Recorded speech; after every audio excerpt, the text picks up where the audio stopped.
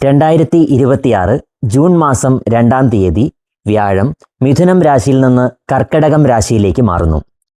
2026 October മാസം 31 വരെയും വ്യാഴം കർക്കടകം രാശിയിലാണ് സഞ്ചരിക്കുന്നത്.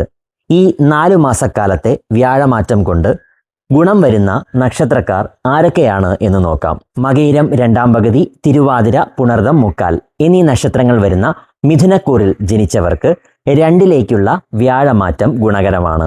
പ്രാപ്നോതി ദ്രവിണം കുടുംബ സുഖം അഭി അർത്ഥേ എന്നാണ് ഫലദീപിക എന്ന ഗ്രന്ഥം പറയുന്നത്. 2ൽ വ്യാഴം സഞ്ചരിക്കുന്ന ഈ 4 മാസക്കാലത്ത് കുടുംബത്തിൽ സന്തോഷവും സമാധാനവും ഉണ്ടാകും.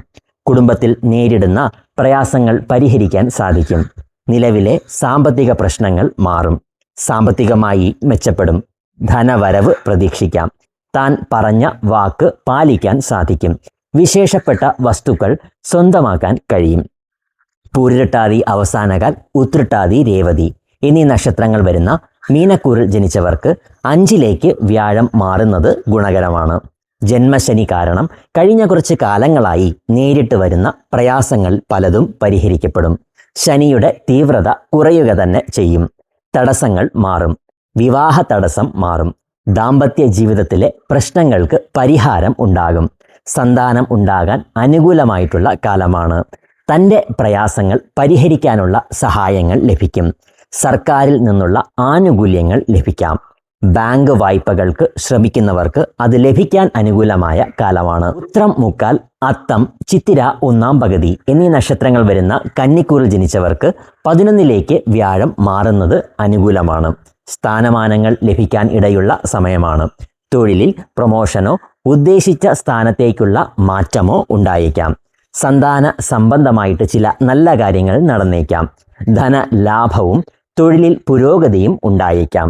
അധികാര സ്ഥാനം ലഭിക്കാവുന്ന കാലമാണ്. അതുപോലെ വിശാഖം, അവസാനകാൽ, അനിഴം, തൃക്കേട്ട എന്നീ നക്ഷത്രങ്ങൾ വരുന്ന വൃശ്ചികക്കൂറിൽ ജനിച്ചവർക്കും 9ലേക്കുള്ള വ്യാഴമാറ്റം അനുകൂലം തന്നെയാണ്. ആഗ്രഹിച്ച കാര്യങ്ങൾ പലതും നടന്നേക്കാം. ഉദ്ദേശിക്കുന്നത് പോലെ പല കാര്യങ്ങളും ചെയ്ത് മുന്നോട്ടു പോകാൻ സാധിക്കും. അപ്രതീക്ഷിതമായിട്ടുള്ള ചില ഭാഗ്യാനുഭവങ്ങൾ ഉണ്ടായേക്കാം. ജീവിതത്തിൽ സന്തോഷവും സമാധാനവും തൊഴിലിൽ പുരോഗതിയും പ്രതീക്ഷിക്കാം.